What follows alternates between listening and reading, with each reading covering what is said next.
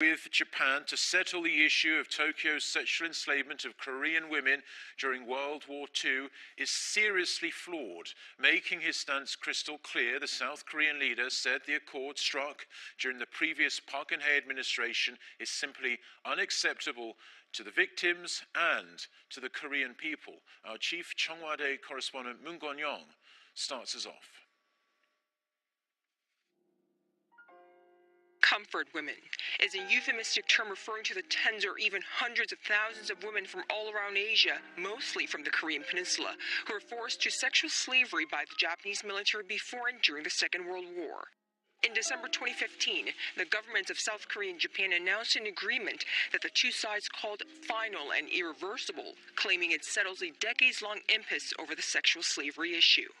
Unworkable is what the new South Korean President Moon Jae-in called the 2015 agreement reached under his predecessor, as it is faulty in procedure and content, a day after a state-appointed panel concluded that the agreement, in which Japan agreed to provide funds for the dwindling number of survivors, had failed to properly communicate with the victims before reaching the deal.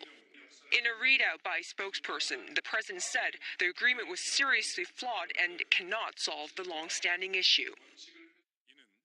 This runs afoul of the established universal principle of the international community for setting history issues, and above all, it was a political agreement that does not include the victims themselves and the Korean people. The South Korean leader ordered follow-up measures to resolve the dispute with Japan over the sex slavery issue. Despite the burden of the past agreement being a formal promise between governments that was ratified by the leaders of both countries, I, as president, along with the Korean people, make it clear again that the comfort women issue cannot be settled through this deal. Following President Moon's remarks, a Japanese Foreign Ministry spokeswoman reiterated Foreign Minister Taro Kono's comments that any attempt to change the deal would be unacceptable and make relations unmanageable. From Japan's perspective, this whole situation can be quite baffling, as these are the terms that the two governments agreed on.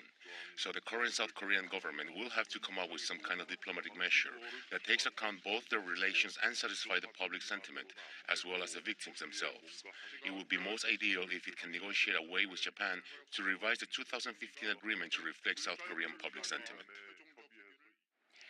It isn't clear yet how the South Korean president, who still enjoys a near 70% approval rating at 7.5 months into office, plans to take this issue from here on out. But many experts see it as highly unlikely that Mr. Moon Jae-in will scrap the deal altogether, as it could spark a full-out diplomatic row with Japan, especially now when Seoul and Tokyo face the pressing needs to form a united front against North Korea's growing nuclear threat. Moon Jae-in, Arirang News, The Blue House.